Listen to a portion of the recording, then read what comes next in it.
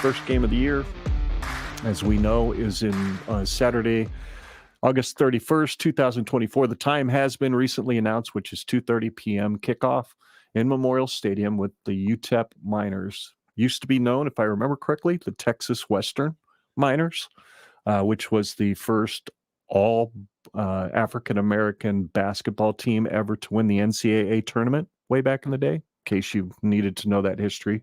That show, that movie Glory Road, if you've ever seen it, that's what that was about. And that's UTEP before they became UTEP.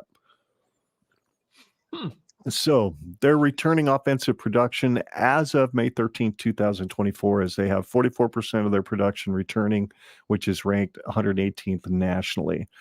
Scott, how do you see this game playing out, looking at it through kind of the reality lens? I just see it as thank God we are not starting our season against a Big Ten opponent. Like on the road. On the road. Like, dude, that's huge. And I mean, UTEP is just it's a tune-up game. I mean, that's basically what it's supposed to be, and that's probably what it's going to end up looking like. I think that Vegas already has the way too early line as Nebraska's favored by 28 points, 27 points, something like that. And I think that's fair. I see it as a game where it might start off I know it sounds stupid, but it's going to start off really slow and then it'll pick up at the end of the game and we'll get a lot of points kind of halfway through. Or it starts off really fast and then it's just dead for a very long period of the game. And then it kind of kicks back up again near the end of the game. That's the only two things I see out of this game.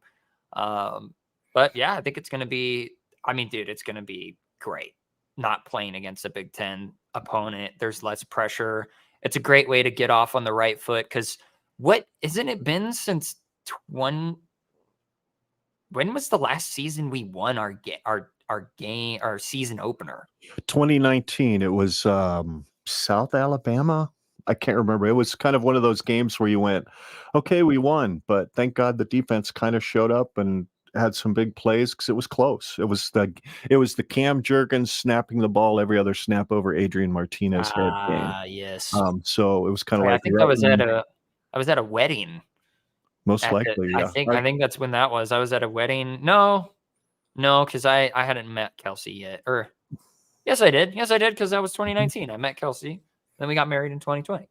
So yeah, we would have went on a wedding date. Wedding dates. Those are always dangerous. And I had the game on my phone and just touch away. I've been to a wedding with your mother back in 1994 in which Nebraska was playing Pacific. You knew you were going to beat Pacific. You knew it was going to be by a bunch, but I still had a radio with a wired earbud coming up the back of my dress shirt going into my ear so I could listen to the game, and got into a lot of trouble, but I did it anyway. So, oh my goodness. So yeah, I'm with you. I think this is great that this is the very first game that Nebraska will play at home and have obviously a very, very most likely are going to win it for the first time since 2019, since Nebraska has won any kind of an opening game for the season. You go back to 2015, it was the first time Nebraska had lost an opening game at Memorial Stadium for God only knows how long, probably pre-Devaney, but and then it started becoming frequent. So here's hoping that trend turns around, and I think you'd think that trend turns around with your pick. So go ahead. What's your pick on this game?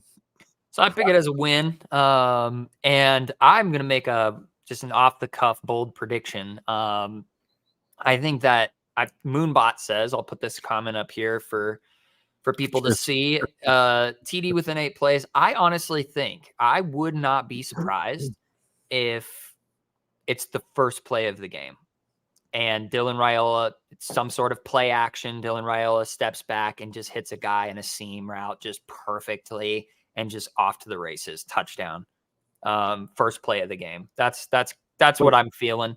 And I see it as kind of as a 41-13 victory, which I guess kind of coincides with kind of Vegas's idea of how the game's going to turn out. Even 28 points, so you got them covering. Yep.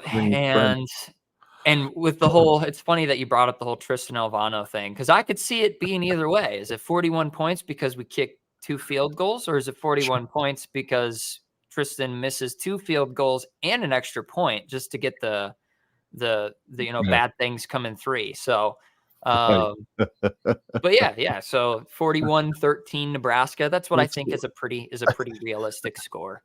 Let's not put that negativity out in the Huskerverse. We want I'm trying to cancel it out here. I'm trying to jinx it in the opposite way. Yeah. Scott Schrader says that UTEP's D-line is entirely rebuilt, and you are correct, sir. The other thing that's entirely rebuilt on UTEP is I believe they're going to be starting 4 brand new defensive backs too. So there's really not much experience on that defensive side coming back, which really has a lot to do with my pick. It's not quite as optimistic as yours, simply because I think the offense being led most likely, I'm guessing 99% likely, by a true freshman quarterback who's obviously mature beyond his years, but he hasn't had to play when real live bullets are flying. So I've got 31-10. I've got 10 points less than you do, just because I think a couple of those scoring drives that could get us into the 40s ends with a untimely turnover, or maybe a turnover on downs because we went for it on 4th and 1 and somehow UTEP figures out what we're going to do. So 31-10 is kind of how I see this game going. Moonbot's kind of in your vein, if not more. He's like this. We're on the reality segment, Moonbot. So I'd be curious to see what your Rhule-Aid pick is for this game, unless that's your Rhule-Aid pick. But he has 56-13.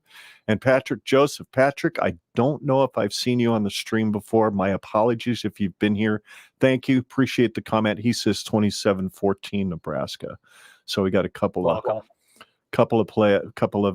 good picks there. Thanks, guys. We appreciate you participating. Right out of the gate with UTEP, you've basically got the same score, right? Yeah, I'll just say it right out of the gate. I didn't change any of our win scores just because it's at that point, it's like wins, losses doesn't really matter. I don't think it really. I just didn't want to do the analysis of oh, if we win this, what's the change of the outcome of the next week? I could have done that, but I felt like I'd spice it up this year and actually just assume that, relatively speaking, nothing changes by us winning games that we lost in my realistic pick. So it's a win for Nebraska, 41-13, still same score. Yeah, I think mine's basically the same too, 35-10. I think maybe it's 7 points less on defense, about the same on offense. So 105-6 is a Kool-Aid pick. Now, he originally said 105-6 is a molarity. What in the blazes is molarity, Greg? And are you voice texting right now? That's what I want to know. So